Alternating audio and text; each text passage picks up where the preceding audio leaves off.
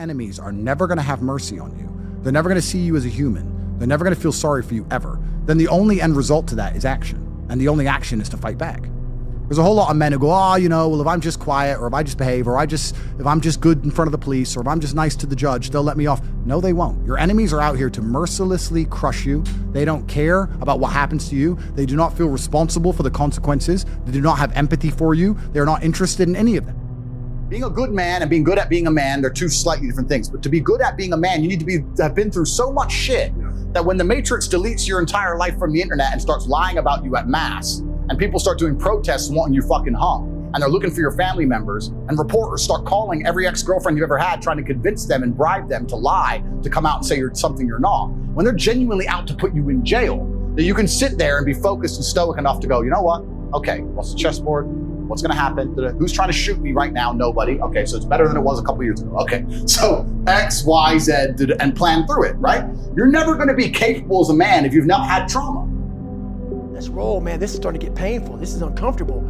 So you sit down. You have to figure out ways, and everybody's different. That's how the book kind of talks about, like we all have these things about, 5 steps to this and 4 steps to this. It's a lot more than that. That's all bullshit. It's a practice that you have to, it's a habit. So if you know that at 40%, I'm feeling pain. At 40%, I'm feeling pain. That's where the 40% rule kicks in. Now it starts. Okay, I'm feeling pain. My mind's saying all this shit to me. It's saying, get out of here, run, flee. The fight or flight kicks in. Okay, we're done, we're not good enough. It starts telling you all these things. You start to believe it because the mind controls all. I had 2 options. To either be that 300-pound guy who sprayed for cockroaches and made $1,000 a month, and at 24 years old, knowing when I'm 50 fucking years old, I can reflect on this and think about what guy I never became, or I can totally just sack it up and fail and fail and fail until I succeed. So I started calling recruiters up. I said, I'm gonna go be a fucking Navy SEAL. When I'm sitting there and saying to men, look, life as a man is shit. It's always been shit. It's never been good. When men wake up and say, I'm depressed and life is hard and I'm sad and I'm struggling right now, I say, okay, throughout history, men have always struggled. Happiness is for children and women. Name a time in history it was better to be a man. Was it better to be a man in World War II? Was it better to be a man on the Titanic? Was it better to be a man in the Napoleonic Wars? Was it better to be a man when you were sitting in Vienna and the Mongol horde arrived, ready to decapitate any male and enslave all the females? When's it ever been good to be a man? Building the pyramids, was that fun? It's always sucked. The only time being a man ever is good is if you become an exceptional man, which is even something feminists admit, because feminists sit and complain about men and say, well, men have this, men have that, but they're talking about 2% of men. Fascinating. They don't talk about all men. They say men have the best jobs. 2% of men have the best jobs. Most men carry trash. So you're talking crap. So everyone accepts that the best possible human experience that exists is the top 2% of men. Anything below that sucks as a man. You're better off being a chick. I just have to prove to myself how strong I am, and that is why I set that challenge for myself. So it doesn't need to be a marathon. It could be a boxing match, it could be a high rocks, it could be anything you want. It could be a half marathon, it could be a 10K run, it doesn't matter. You just need a physical challenge. The point is you need to prove to yourself just how strong you are. So pick your event, mark the date, that is your launch date. And on the inevitable days where you have zero motivation, because it happens to everyone, and you're going to want to quit, everything hurts, that commitment will be the string holding you together. So no matter how you feel, get up and do what you're supposed to do. That's it. And that's discipline. It's not motivation. If you only did what you were supposed to do when you were motivated to do it, that's leaving it to chance. But if you're disciplined, you go do what you're supposed to do. That's the way it works. They can go left or right on this path. Left was the easy route. Right was the hard route. A lot of people take the easy route. And they had a good life that way, but the better life was going to the right side. And you may have 20 years of pain and suffering to get past it, but a lot of us die never truly starting our journey. And I would tell this young person, you gotta start your journey. It may suck, but it will come out the other side where you're coasting. Like, people hate working out. You're only gonna visit working out maybe an hour a day. 23 other hours of the day, you're not in it.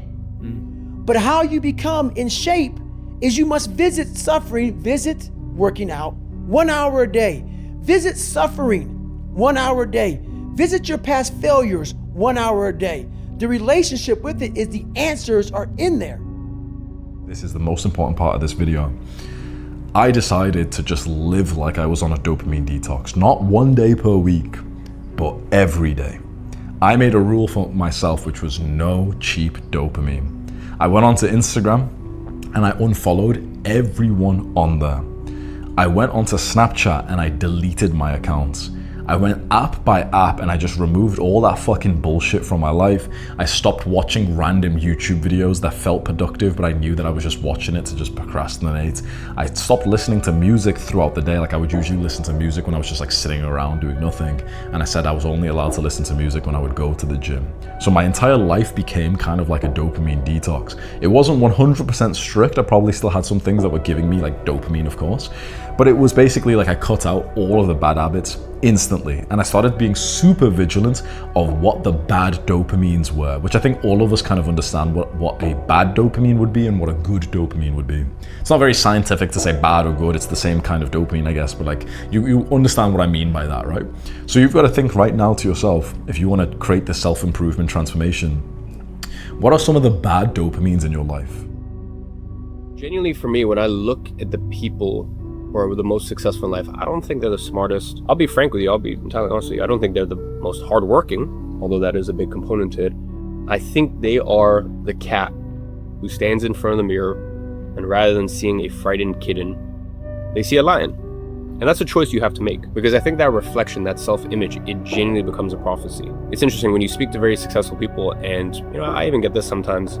People are like, oh, aren't you, like, you must be so surprised, or like you must be like so in awe of everything you've accomplished. And I know the right thing to do in that moment is to be very humble and say, I could have never imagined in a wildest years, but I'll be honest, I knew for a fact. And I think that level of certainty is incredibly common with successful people. Now, the timelines are very different. I'll be honest, I didn't think that I would be able to accomplish what I have in the time frame that I did, but I knew no matter what, come hell or high water, it would be accomplished. So I genuinely believe the number one, in fact, potentially maybe even the only determining factor to someone who's going to become super successful in life is the ability not to wait for the world to tell you a hero.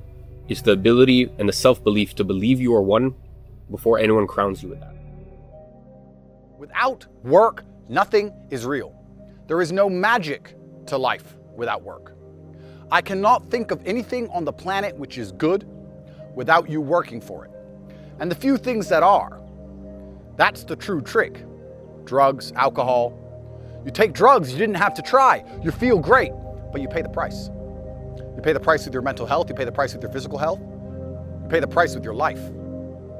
It is impossible to find anything which doesn't require work, which is good for you, which you are not going to end up calling a scam in the long run unless you try. And this is truly the difference between people who love life and those who don't. Everybody I know who loves life tries hard every single day. They work hard every single day. They suffer, they struggle, and they love their life. The people who sit around, they don't try very hard, they seem to be depressed. You would argue that that's quite counterintuitive. You would say the people who try hard and struggle and suffer, they're the ones who should hate their life, no? But it turns out those are the ones who love life, because the work you put in prevents anything from being a scam. It actually makes life beautiful. I've trained 99% of my life alone. No one pat me on the back. I did all of the work alone. And while I'm still hard on myself, I know what I did. So whenever times get bad for me, people, all this, who's gonna carry the boats and law? That's real. I hate that people know me for that guy, because that guy is not every fucking day. Like when they see me, they want that energy. That's not me every day. I had to build this callous mind, and I built it through suffering. I built it through downright fucking just crushing myself. If it was raining outside at 3 o'clock in the fucking morning, if it was snowing, the first instinct is don't go out there and do shit. My instinct was, we gotta fucking go out there.